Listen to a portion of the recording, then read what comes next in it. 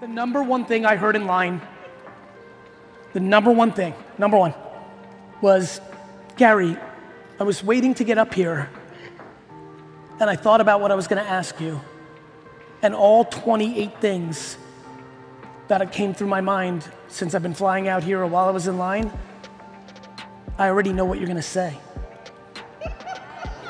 Right? I was just going through the motions out there. You knew. You like that one? You like that, baby, right? That's what happened with us? I remember. And that triggered the final thing I want to tell you at VCon 3. You know. You know. You're just using me for a little courage, a little push, but you know. So if you want to make this whole journey fruitful, do the thing you know. Just do the thing you know. We must eradicate fear. Fear is the currency of our society. It's what politicians use, it's what companies use, it's what news uses, it's what parents use, it's what the people that don't love you use. Fear is the poison of our society. And I ask all of you to take the energy of this and bring a little ounce of kryptonite elimination of fear from VCon, from this weekend, and start with yourself, because you can't help anybody if you're not good. My friends, please be unwavering in whatever you decide to do after this conference. Full tilt, do not bend, do not listen. Man, did so many of you in line say, but they are saying, who is they? Who the fuck is, who the fuck is they? I'm trying to find out, I need to find fucking they and kill those motherfuckers. All day in the fucking sun, they say, they who? They said this won't work. I'm like, who are they? They're like, I'm like, they're fucking losers. Why are you listening to them? My friends, please, just forget the whole fucking talk. Forget this whole talk. Promise me one thing, from now on, when someone's telling you some shit that isn't fully landing with you, that's against what you want, please take a step back, pun intended, and look at them. If you don't want to be like them, they should be the last people you're listening to.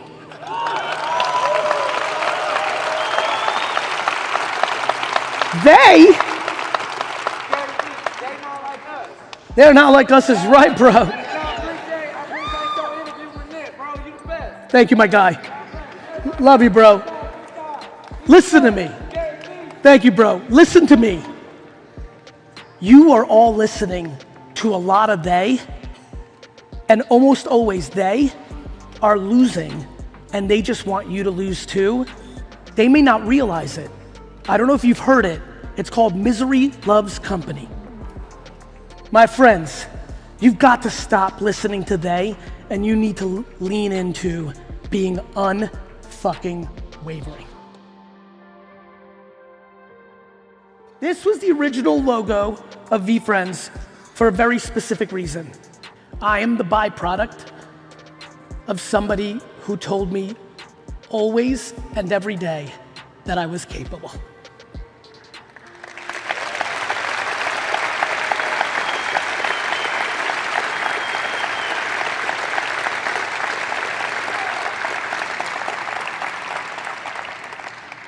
Tamara Vaynerchuk told me, he said, Sasha, you were not the one who told me that I was capable every day. Okay.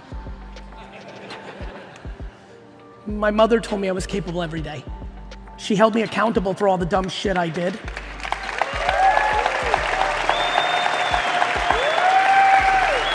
Actually, I have an idea.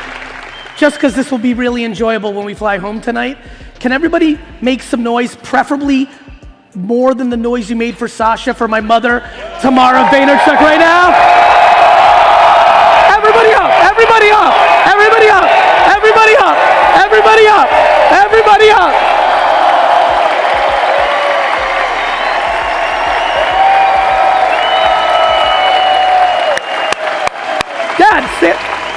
Dad! Stand up for Mom, Dad! No speech. So, the reason I wanted to make the Capable Caterpillar the logo was I had a very distinct vision for this brand when I started it, and I continue on that journey today, which was through a series of storytelling, digitally and physically, through all the things, many of now that you are seeing, with many more, because it's early, that we will achieve. I just really want this collective community to leave thinking they're capable. Most of you, some of you, unfortunately, my belief is that a majority of you are not byproducts of somebody that told you that you were capable every day. And my guilt and gratitude that I lucked out in having somebody who did motivates me like a fucking monster to do it for everybody else.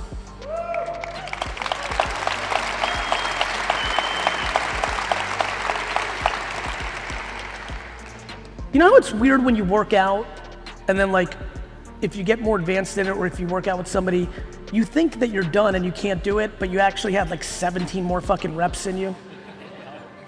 I think about that shit all the time. Or the cold plunge, you go in and like, you don't realize, but like your brain does something to protect you, this is the punchline, that it makes you get out way earlier than you're even remotely close to being in trouble.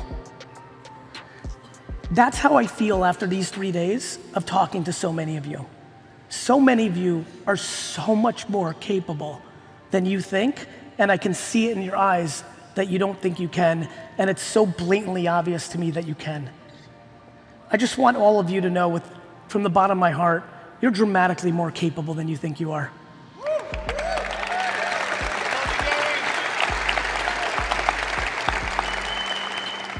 You could deal with breakups and job changes and crazy shit that you never thought you could. This is why I'm always sad when people are complaining about dumb shit. All of us in this room have incredible heartache in front of us. It's the story of life. And becoming comfortable with being uncomfortable and then leading into gratitude in your darkest moments is an incredibly important framework. And so I just hope that you get to fall in love with the Capable Caterpillar as much as I am. There's a reason that there's 2 patient characters, and I think we've done a good job in the first 3 years really giving a lot of love to Patient Pig and Patient Panda.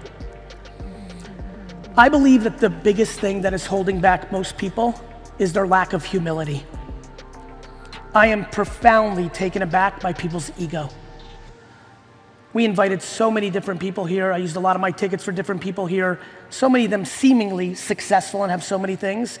And I watch very carefully. And watching different people navigate different ways because they think they're somebody, because what, they have 500,000 followers on Instagram? Who gives a fuck? Fuck you.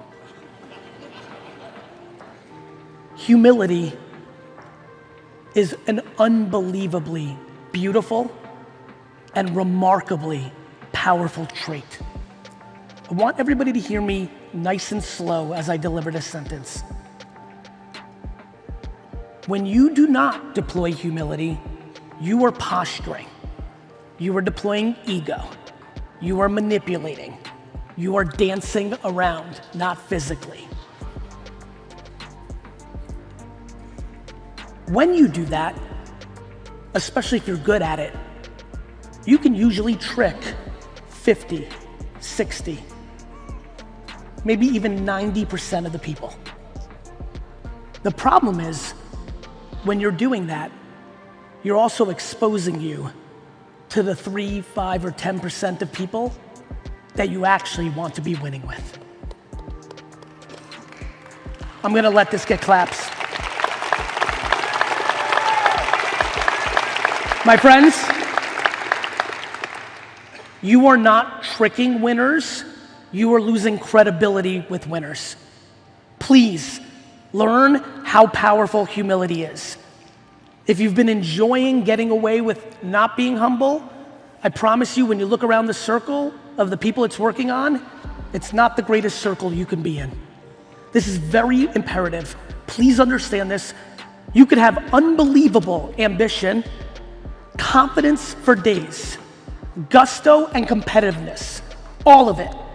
That is not in conflict with humility. You can balance these seemingly two opposite things because in fact, they are far from opposite. They are tremendous partners in crime. End state, emotionally, for so many of you that I dream of, is deep confidence with overwhelming humility. And I hope you learn that humility is not soft. Humility is fucking strength.